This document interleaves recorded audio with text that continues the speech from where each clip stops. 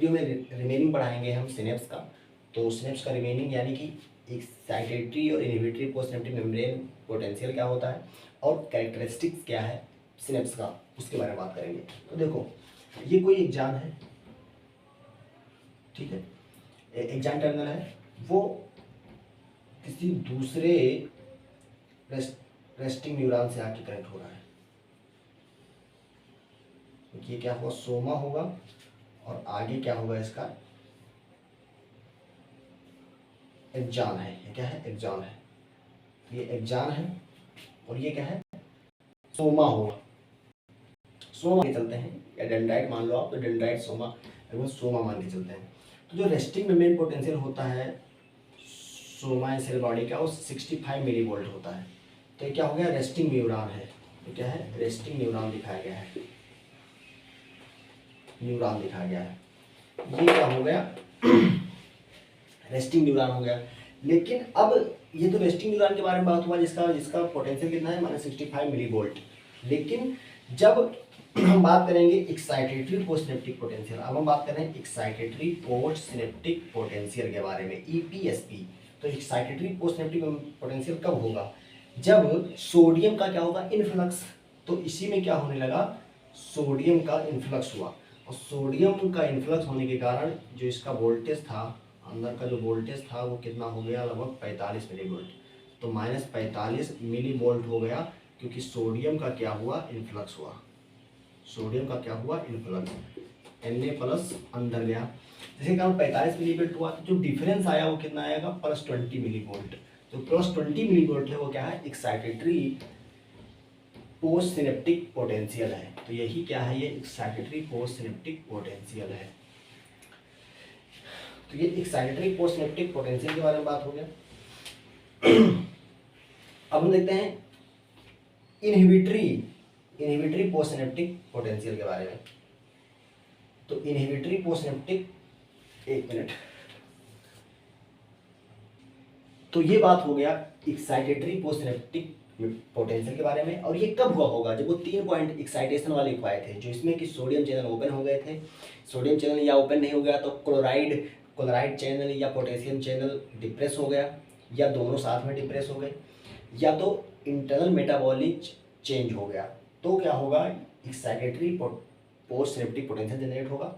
अब एक चीज ध्यान रखना, जो एक्शन पोटेंशियल, इसके बाद में जो एक्शन पोटेंशियल जनरेट होता है पोस्ट सिनेप्टिक मेम्ब्रेन में, वो सोमा में नहीं होता है। ये क्या है, सोमा है, यहाँ पर नहीं जनरेट होगा। ये जनरेट होता है इनिशियल सेगमेंट ऑफ एक्सॉन में। तो ये क्या है, इनिशियल सेगमेंट ऑफ एक्सॉन है, जहाँ पे एक्शन पोटेंशियल जनरेट होगा, जहाँ पे एक्शन पोटेंशियल जनरेट होगा, और वो क्या हो जाएगा, डिस्ट्रीब्यूटेड हो जाएगा। तो यहाँ पर जनरेट होगा, यहाँ पे एक्शन पोटेंशियल जनरेट होगा। तो ऑप्शन में अगर देखें पोस्ट सिनेप्टिक मेम्ब्रेन पे जब एक्साइटेटरी पोस्ट सिनेप्टिक पोटेंशियल होता है तो जनरेट कहाँ पर होता है, तो वो इनिशियल सेगमेंट ऑफ एक्सॉन पे जनरेट होता है, ना कि सोमा पे। ये ध्यान रखना। तो एक्शन पोटेंशियल जनरेट कहाँ पर होगा, इनिशियल सेगमेंट ऑफ एक्सॉन पे। और ये क्या करेगा, स्प्रीड हो जाएगा, स्प्रीड हो जाएगा। देखो उधर भी जा रहा है, सोमा की तरफ भी जा रहा है और एक्सॉन की तरफ भी जा रहा है। तो ये स्प्रीड हो गया, और एक्शन पोटेंशियल जनरेट कहाँ पर होगा, इनिशियल सेगमेंट ऑफ एक्सॉन पे, इनिशियल सेगमेंट ऑफ एक्सॉन पे। और क्यों नहीं होता है, क्योंकि सोमा जो इनिशियल सेगमेंट ऑफ एक्सॉन है, इस पे 7 टाइम्स मोर सोडियम चैनल्स होते हैं। सोडियम चैनल्स होते हैं कहाँ पर, इनिशियल सेगमेंट ऑफ एक्सॉन पे, देन सोमा। तो सोमा से 7 गुना ज़्यादा सोडियम चैनल्स होंगे कहाँ पर, इनिशियल सेगमेंट ऑफ एक्सॉन पे। इसलिए एक्शन पोटेंशियल जनरेट होता है इनिशियल सेगमेंट ऑफ एक्सॉन पे। तो ये एक्साइटेटरी पोस्ट सिनेप्टिक मेम्ब्रेन के पोटेंशियल के बारे में बात हो गया। अब देखते हैं इनहिबिटरी पोस्ट सिनेप्टिक पोटेंशियल के बारे में। तो दूसरा देखते हैं कि यही डायग्राम लेते हैं। देखो तो ये हो गया, तो इसमें कितना होता है, लगभग -70 मिली वोल्ट। -70 मिली वोल्ट हो गया पोटेंशियल अंदर। और क्यों हो गया, क्योंकि क्लोराइड जो K+ है उसका क्या हो गया, इफ्लक्स हो गया, या Cl- का क्या हो गया, इनफ्लक्स हो गया। तो तो इस कंडीशन में जो सोमा का पोटेंशियल है वो कितना हो गया, -70 मिली वोल्ट। तो डिफरेंस कितना आया, लगभग -5 मिली वोल्ट, -5 मिली वोल्ट। और यही क्या होगा, inhibitory post synaptic potential, inhibitory post synaptic potential. तो ये इसका रीजन भी आप ले सकते हो, पीछे लिखा था इनहिबिशन कब होता है, जब या तो क्लोराइड चैनल ओपन हो जाए, पोटेशियम चैनल ओपन हो जाए, पोटेशियम चैनल बाहर जाने लगे, पोटेशियम बाहर जाने लगे, क्लोराइड अंदर आने लगे, तो नेगेटिविटी अंदर बढ़ेगी, नेगेटिविटी बढ़ेगी तो इनहिबिशन होगा, ठीक है।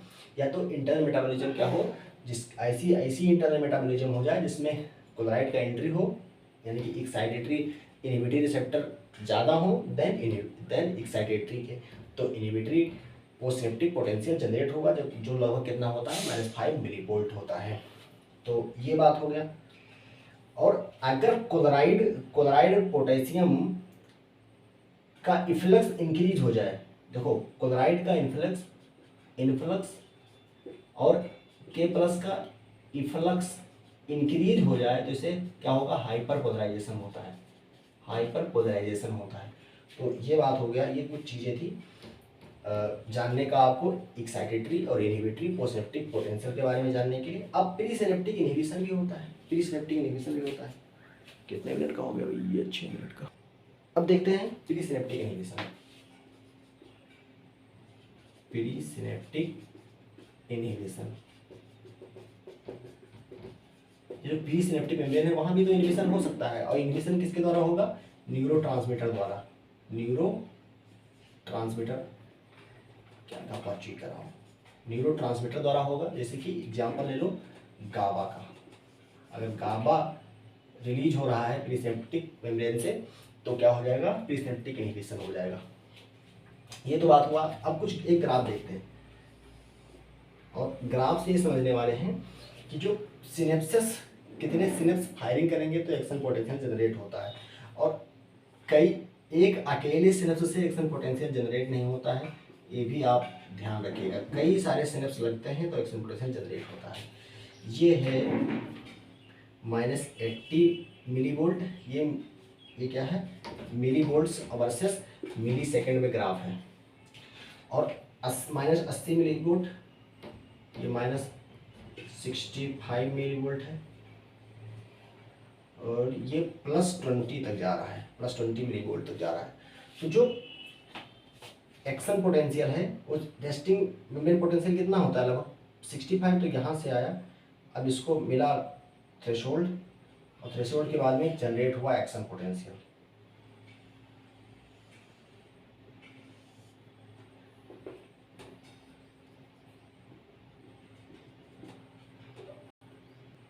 ठीक है, ऐसे हुआ।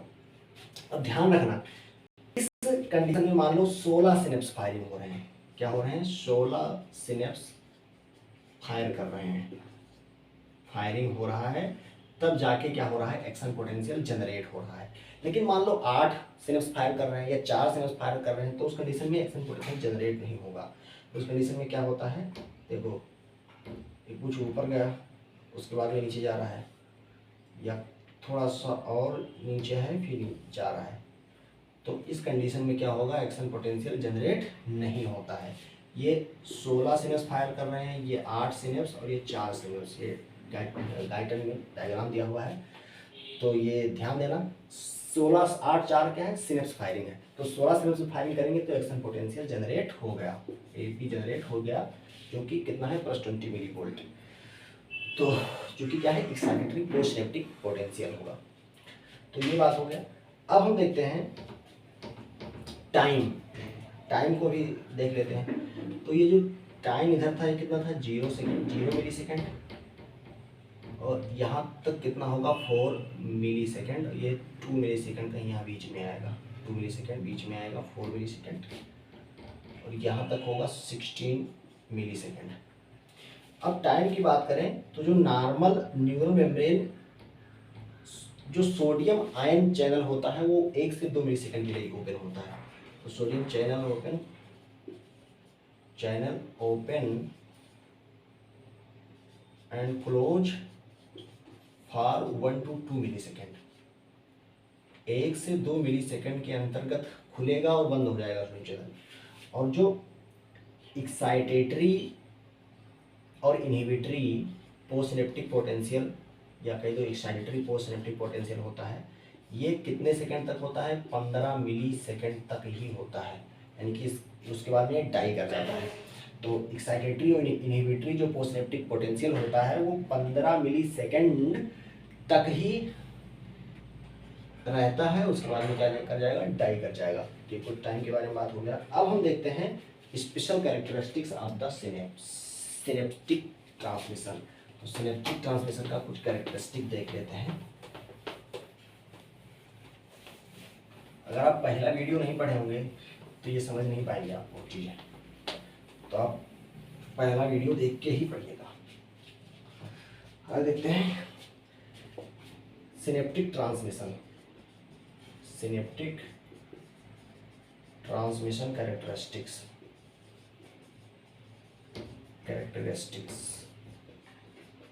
Synaptic transmission characteristics. तो पहला ट्रांसमिशन का जो कैरेक्टरिस्टिक्स है वो है फेटिग्यू। तो फेटिग्यू होता है, अगर सिनेप्टिक ट्रांसमिशन में फेटिग होता है, क्योंकि अगर रिपीटेड ट्रांसमिशन होने लगा तो जल्दी ही सिनेप्स क्या हो जाएगा? थक जाएगा। दूसरा है फेटिग होगा। दूसरा जो कैरेक्टरिस्टिक्स है वो क्या है? एसिडोसिस एंड एल्केलोसिस का इफेक्ट। एल्कोलोसिस में क्या होता है? इंक्रीज हो जाती है एक्साइटेबिलिटी। वहीं इसमें क्या होगा? डिक्रीज कर देगा एक्साइटेबिलिटी। एसिडोसिस में डिक्रीज हो जाता है एक्साइटेबिलिटी। तो ये दूसरा प्रॉपर्टी हो गया। तीसरा प्रॉपर्टी क्या होता है? देखो, हाइपोक्सिया का इफेक्ट। हाइपोक्सिया अगर होगा तो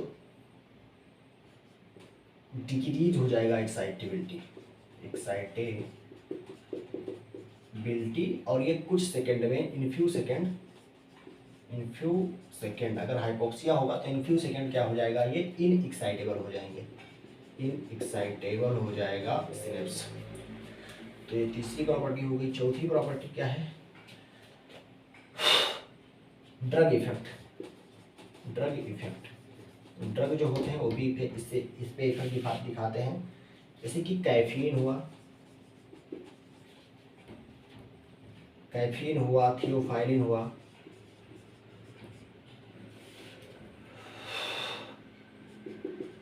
थियोफाइलिन और थियोब्रोमीन।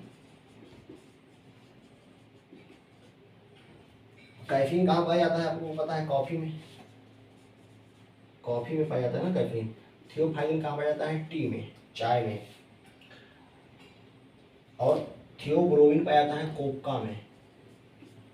ये जो ड्रग होते हैं वो इंक्रीज कर देते हैं न्यूरोनल एक्टिविटी।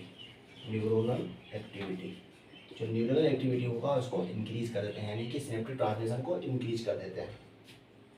वहीं पर स्ट्रिक्नीन की बात करें, इधर होता है स्ट्रिक्नीन। जो स्ट्रिक्नीन होता है ये क्या करता है? इंक्रीज करता है न्यूरोनल एक्साइटेशन को।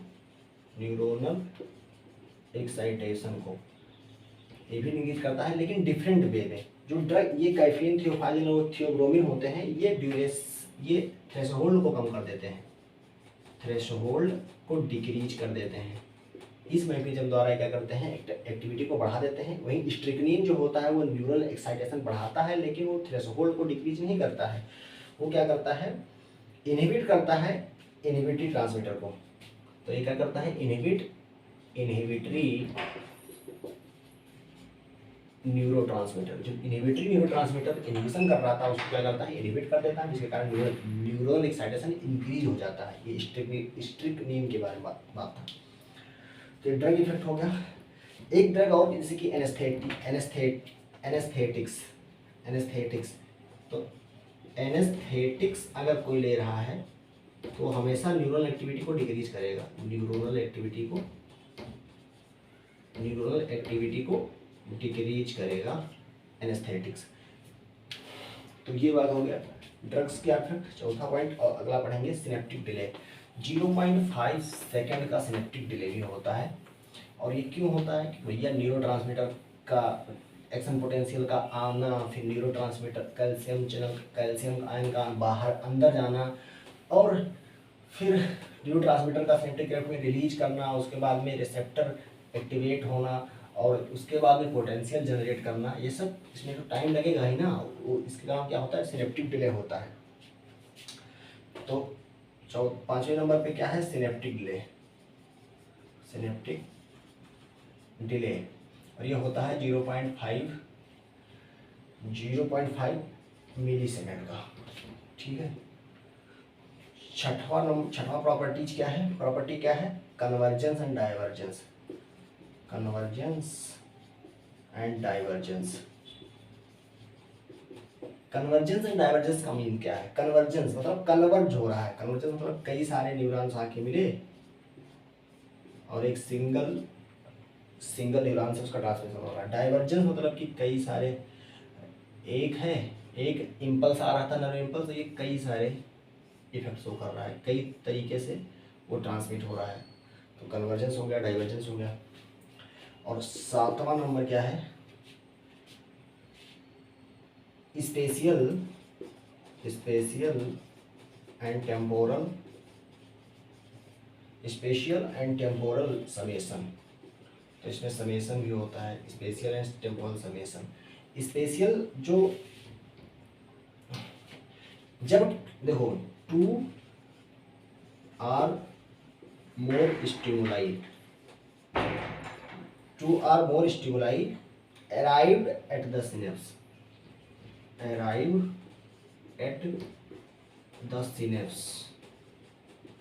अब कैसे अराइव करेंगे, स्पेशियल जो होता है उसमें स्टिमुलाई साइमल्टेनियसली आएगी, साइमल्टेनियस, तो उसे कहेंगे स्पेशियल समेशन।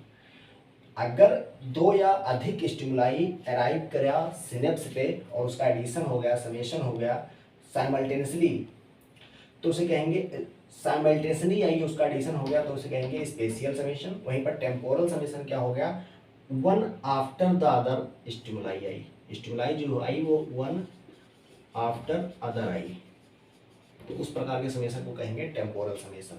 तो समेशन के बारे में बात हो गया। दूसरा देखते हैं, अगला चीज ऑक्लूजन एंड सबलिमिनल फ्रिंज। अब अगला प्रॉपर्टी देखते हैं 8 number, occlusion and subliminal fringe. तो कोई जो 2 चीजें हैं, ऑक्लूजन की मीन्स क्या होता है कि मान लो कोई 2 नर्व एक्साइट हो गया और दोनों का जो इफेक्ट है उसको अगर ऐड कर दिया जाए तो वो लेस हो देन लेस इफेक्ट आए, दोनों का इफेक्ट क्या हो जाए, उसके इंडिविजुअल से लेस आए। तो ऑक्लूजन क्या होता है, ऑक्लूजन मीन्स होता है कि जैसे देखो, जब मान लो 2 अफरेंट नर्व्स क्या होंगे, एक्साइट होंगे। 2 अफरेंट नर्व हैं जो एक्साइटेटरी हैं, 2 अफरेंट एक्साइटेटरी नर्व क्या कर रहे हैं, मान लो A and B 2 afferent excitatory nerve हैं जो कि स्केलेटल मसल्स को साइमल्टेनियसली स्टिमुलेट कर रहे हैं, स्केलेटल मसल्स को साइमल्टेनियसली स्टिमुलेट कर रहे हैं, और उसमें क्या डेवलप हो रहा है, टेंशन। लेकिन समटाइम्स ये सीन कर जाता है कि जो टेंशन डेवलप हुआ मसल्स में, tension in muscles, tension develop हुआ मसल्स में वो less than than sum of tension develop by A plus B. तो sum of A and B, जो टेंशन डेवलप किया जा रहा है ए द्वारा, उसको ऐड कर दो टेंशन डेवलप बाय बी, तो जो टेंशन आ रहा है मसल में वो लेस देन है, तो उसे कहते हैं ऑक्लूजन। ये देखा जाता है सिनेप्टिक ट्रांसमिशन में। दूसरा है सबली मिनिमल फ्रिंज। सबली मिनिमल मीन्स होता है थ्रेशोल्ड के बिलो, और फ्रिंज मीन्स होता है बॉर्डर। इसके बारे में बात करते हैं। अगला है सबली मिनिमल फ्रिंज। तो सबली मिनिमल फ्रिंज के बारे में बात करते हैं। तो सबली मिनिमल सबली मिनिमल में होता है थ्रेशोल्ड से बिलो थ्रेशोल्ड, और फ्रिंज मीन्स होता है, फ्रिंज मीन्स क्या होता है, बॉर्डर। फ्रिंज मीन्स क्या होता है, बॉर्डर। तो इसका मतलब क्या है, पोस्ट सिनेप्टिक जो न्यूरॉन है वो सब मिनिमल फ्रिंज में कहलाता है जब क्या हो, वो डिस्चार्ज ना हो। तो इसमें क्या होता है, पोस्ट सिनेप्टिक नर्व जो होता है, न्यूरॉन जो होता है, not discharge. Post synaptic neuron discharge नहीं होता है, यानी कि डिस्चार्जिंग जोन में नहीं होता है। लेकिन जो एक्टिविटी है प्री सिनेप्टिक न्यूरॉन का, उसमें एक्साइटेशन इंक्रीज होता रहे।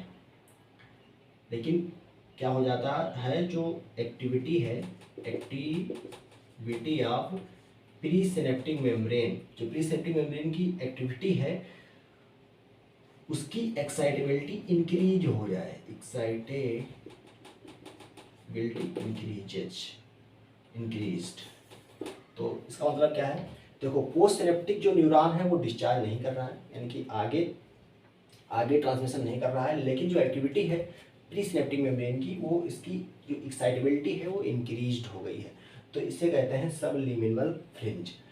तो ये बात हुआ कैरेक्टरिस्टिक्स ऑफ सिनेप्टिक ट्रांसमिशन के बारे में। वीडियो अच्छा लगा तो लाइक कीजिए, और पिछला वीडियो नहीं देखे हैं तो जाके देखिए, उसके बाद ही समझ में आएगा। धन्यवाद।